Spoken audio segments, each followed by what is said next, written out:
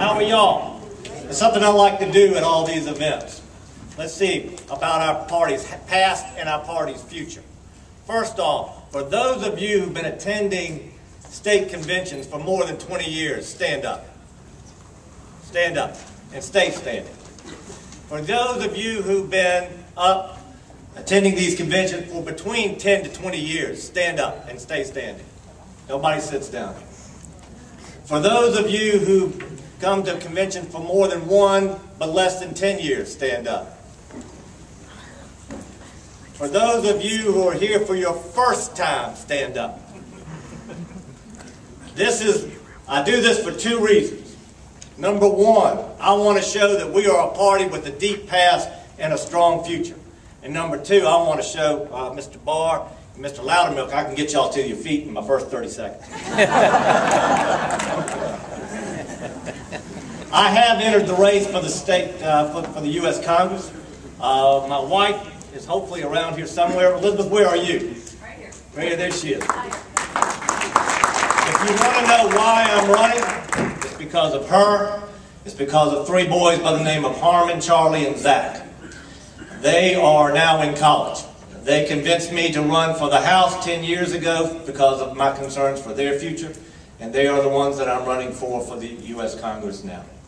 This has been an interesting time running, even in the first few days. I think, quite frankly, Derek, y'all's campaign and mine are going a little bit different direction. Y'all are trying to get Bob to reduce the amount of caffeine intake.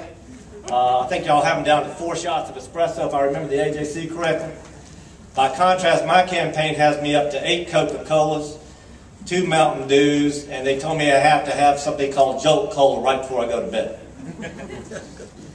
Also, there's been a little bit of concern about my name, Ed, versus Bob and Barry. They say they don't necessarily sing, so I was up in Carsville yesterday and someone suggested Bubba. I got to talk to my mama about that, but we'll see about that down the road. Let me start off by saying how honored I am today to be here with you. And if you remember nothing else from the speech I'm about to give you, I want you to remember what I'm about to tell you. Thank you. Thank you for what you have done for your party, for your nation. And together, we're going to do a lot more. In 2002, when I was Sonny Perdue's county chair, you pounded the streets with me, and we upset the Democratic stronghold. In 2004, when I ran for the State House and helped bring a GOP majority to the entire General Assembly, you worked diligently to help me get elected and to help other Republicans get elected. In 2006, 2008, 2010, and 2012, you and I together bucked the national trends. As I worked my way up through the leadership from the House Vice Chair to a chair position and now to the Majority Whip, I never forgot the folks that got me there. I never forgot that you are the ones who got me there. All that I and other Republican leaders have accomplished in this state to show the nation what it means to have Republican conservative leadership in charge is because of each and every one of you. Last week I announced that I will seek the Republican nomination for Congress for the 11th District. And I pledge to you that I will never forget what you have done to get to me to where I am, and I will never forget the principles that you expect from me to carry to Washington when I get elected. Our party stands at a difficult crossroads. We have before us 3 paths that are being offered to us. The first is a safe path, which leads us into a fortress with high impregnable walls.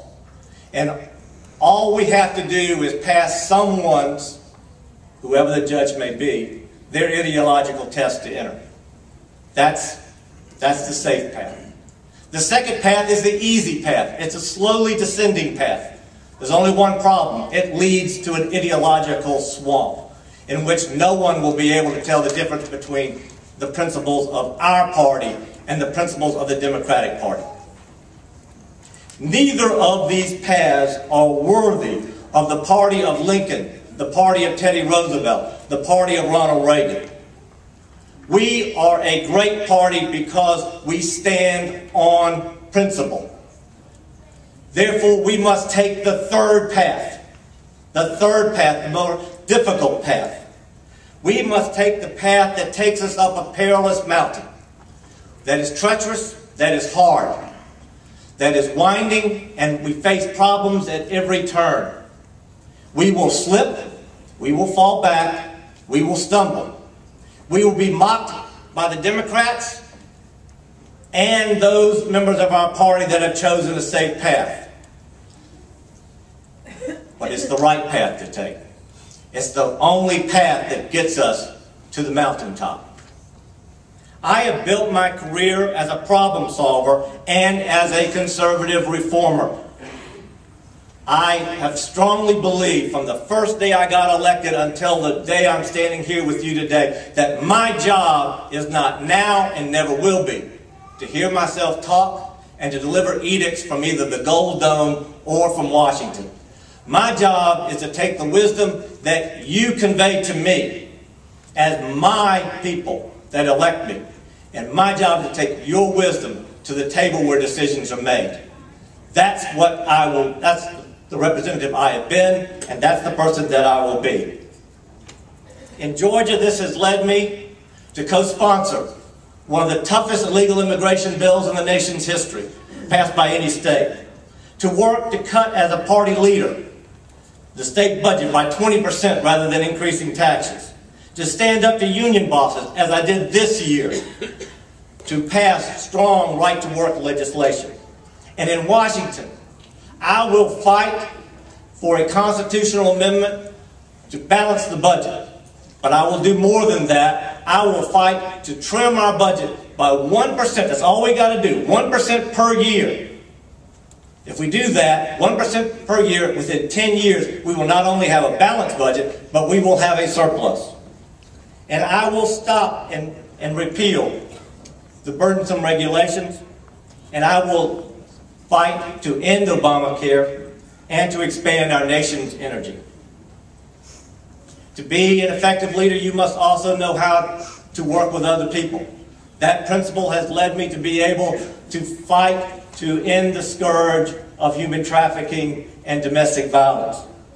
It has allowed me to enhance our water supplies in this state, to promote economic growth, and to bring sanity to our property taxes, and yes, to eliminate certain taxes in this state. That's what I have been committed to do as a state representative.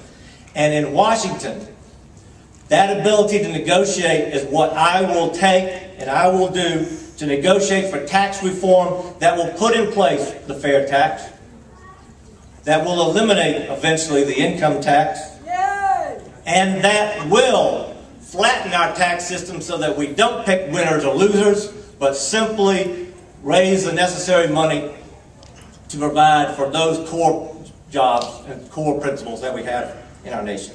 And finally, and perhaps most importantly, I understand the difference between negotiating and compromising on principle.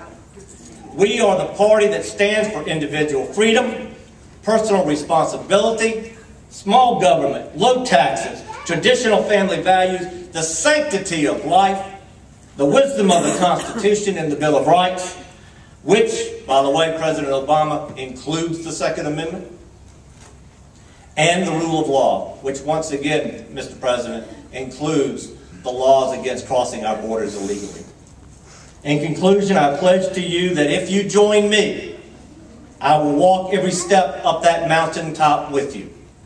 I will roll up my sleeves and fight for you. I will work with you and get my hands dirty on the hard tasks that come with governing. Most importantly, I will never leave your side. And I will never forget who brought you to me. May God bless your families, our party, our great state, and our proud nation. Thank you.